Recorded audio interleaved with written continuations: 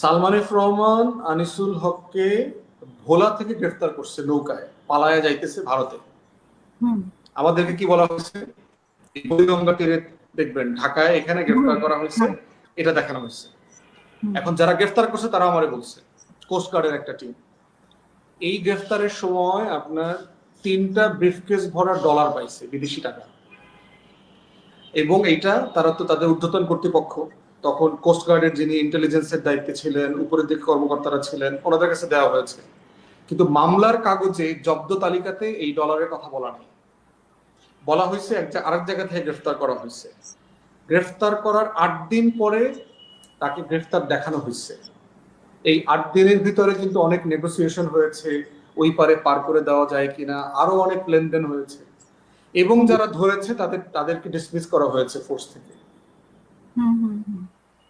তাহলে অবস্থাটা দেখেন সোনার বাংলায়, যে হাসিনা চলে গেছে, কিন্তু যেই লোকটা সেটা দুটা বড় ক্রিমিনাল ধরেছে, আপনি তাদেরকে চাকরিচ্যুত করলেন এবং আপনি পুরো সত্য ঘটনা থেকে জাতিকে বঞ্চিত করলেন।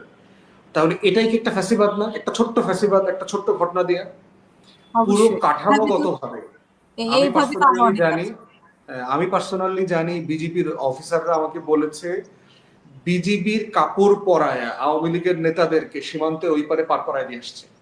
বিজিবির কাপড়ে, বিজিবির গাড়িতে করে পার করায় দিয়ে আসছে ওই পারে। কারা করছে? নিশ্চয়ই অফিসারের সাথে আওয়ামী লীগের একটা পারিবারিক সম্পর্ক আছে, অন্য কোনো সম্পর্ক আছে, কোটি কোটি টাকা, হয়তো শত শত কোটি টাকার লেনদেন হয়েছে। তো এই যে কাঠামোগত ফ্যাসিবাদ আপনি কিন্তু 15 বছর অন্য জায়গায় দেখতে পান না। শাসন করেছে ওরা, সম্পর্ক তো থাকবেই, মানে তারা তো তাদের অবভিয়াস সেটআপেই, অবভিয়াস হ্যাঁ তাদের সেটআপেই হ্যাঁ, সবকিছু করেছে।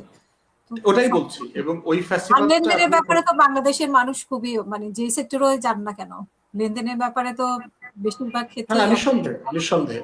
কিন্তু কিছু ফ্যাসিবাদ আপনি কখনো টের পান না। যেমন ধরেন প্রশাসনে যারা প্রকাশ। ফ্যাসিবাদী কর্মকর্তা আছে, যেমন আপনি যেখানে আছেন ওখানে যাকে এখন অ্যাম্বাসেডর করা হয়েছে, আগামী কয়েকদিনের পরে যিনি জয়েন করবেন, উনি তো আওয়ামী লীগের সুবিধাভোগী লোক। হুম তো উনি কেন ওখানে যাচ্ছেন? ওনার বাড়ি সিলেটে, আমাদের মাননীয় পররাষ্ট্র উপদেষ্টার সাথে ভালো সম্পর্ক, এছাড়া তার কোনো কারণ দেখতেছি না।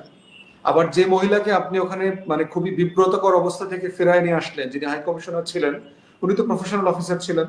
ওনার পারফরমেন্স তো গত 1 বছরে খুব খারাপ না, আমি যতটুকু দেখলাম জানলাম। হুম।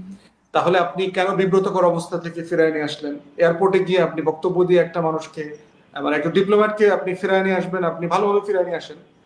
তাহলে ফ্যাসিবাদকে আপনি সরাচ্ছেন ফ্যাসিবাদ বলে সে ফ্যাসিবাদ না, আবার পুনর্বাসন করছেন এটা বলে যে সে আসলে ফ্যাসিবাদের কিছু না, সে ছিল না।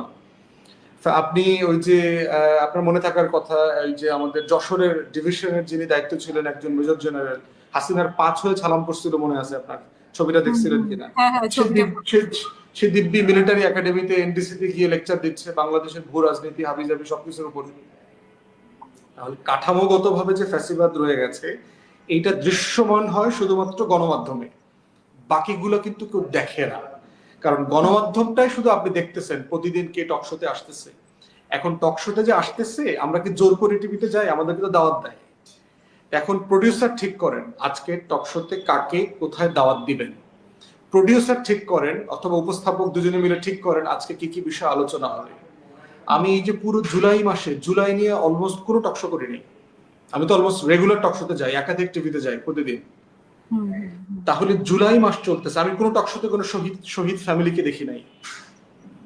আপনি একটা শহীদ পরিবারের গল্প শুনবেন না, যে আসলে জুলাইতে তার অবদান, তার ছেলেটা চলে গেছে, মেয়েটা না, চলে এটা গেছে, আমি খুব অবাক চলে হয়েছি, কিভাবে। এটা খুবই অবাক হয়েছি। আপনি আমি জুলাই নিজে নিয়ে দেখেন তো, আমাদের কোনো টেলিভিশনের কোনো নাটক আছে কিনা, কোনো সিনেমা আছে কিনা, টেলিফিল্ম আছে কিনা, গান আছে কিনা, কবিতা আছে কিনা, কিছু আছে কিনা দেখেন তো। আপনি কোনো টেলিভিশনে আমি জুলাইয়ের কোনো প্রোগ্রাম আমার চোখে পড়ে নাই। তাহলে এই কে সিদ্ধান্ত নিচ্ছে? আপনি এখন কেন, আমরা তো গত বছরও দেখি নাই যে জুলাইয়ের পরিবারগুলোকে নিয়ে বা আহত নিহতদেরকে, যারা হাত পা হারিয়েছে তারা কি অবস্থায় আছে, এটা কোনোদিন স্টুডিওতে এনে জানতে চাইবে সেই 2 বছরের মধ্যে? না, আমার তারপরে মনে হয় দেখেন যে গত বছর কিছু আমি কিছু প্রোগ্রাম কয়েকবার হয়েছে। গত আমি বছর আমি কিছু কিছু অনেকবার প্রোগ্রাম হয়েছে। আচ্ছা। গত বছর কিছু কিছু প্রোগ্রাম হয়েছে। গত বছরের সরকারের প্রায়োরিটি ভিন্ন ছিল, যে একটা ডুবে যাওয়া রাষ্ট্র, মানে শুধুমাত্র নাকটা ভেসে আছে, দম নিতে পারতেছে, সেই দেশটাকে একটু টেনে পারে তুলে দেওয়া যায় কিনা। ইউনূস সরকারের তো আসলে আপনার এত কিছু করবার মানে প্রায়োরিটি ছিল না, যে একটা প্লেন ভেঙে পড়ে যাচ্ছে তাকে আপনার সেফলি ল্যান্ড করাইছে, তারপর নির্বাচিত সরকার হাতে তুলে দিচ্ছে। আপনার মনে আছে কিনা গত বছরগুলোতে বিএনপির নেতা কর্মীরা সবসময় বলতো, যখনই যে বিষয় নিয়ে কথা বলবেন, ভাই নির্বাচিত সরকার আসুক ঠিক হয়ে যাবে। দেখবেন প্রত্যেকটা ইস্যুতে অন্তর্বর্তীকালীন সরকারে যখনই ফেল করতো তারা বলতো নির্বাচিত সরকার আসে অর্থনীতি ভালো হয়ে যাবে, নির্বাচিত সরকার আসে ব্যাংকিং খাতে শৃঙ্খলা ফিরে আসবে, নির্বাচিত সরকার আসুক আইন শৃঙ্খলা উন্নতি হবে, নির্বাচিত সরকার আসুক আমলাতন্ত্রে ঝামেলা থাকবে না, নির্বাচিত সরকার আসুক দুদক ঠিক হয়ে যাবে। দেখবেন বারবার কিন্তু এই কথা বলছে। তো নির্বাচিত সরকার তো আসছে 5 মাস ধরে, আপনি তো দুদকের আইসাই যা দুদকের টিমকে ডিসমিস করে দিচ্ছেন, আপনি দুদকে এখন অ্যাপয়েন্টমেন্টই করেন নাই, মানে কারো বিরুদ্ধে এখন কোনো মানে দুর্নীতির কোনো অভিযোগই জমা হবে না, এরকম একটা অবস্থা হয়েছে আর কি। অতএব সেই জায়গায় তার প্রায়োরিটি সেটা না। অরিজিনাল যে প্রশ্ন করছে সেটা হচ্ছে গণমাধ্যমের এই ফ্যাসিবাদ আমি প্রত্যেক দিন দেখতে পাই, কারণ আমি গেস্ট সিলেকশন এবং টপিক দেখেই বুঝি যে এখানে আসলে আজকে কি মেসেজ দেওয়া হবে। কারণ আমি তো সোনার বাংলার মিডিয়ার ডিএনএ জানি, তো আমি সবার খাস লজ চরিত্র বুঝি তো, এবং আমার থেকে পরিষ্কার করে বাংলাদেশে তো কোনো রাজনীতিবিদ এই কথা বলে না, কারণ আমি তো চরিত্র সবকিছু পরিষ্কার আমার কাছে।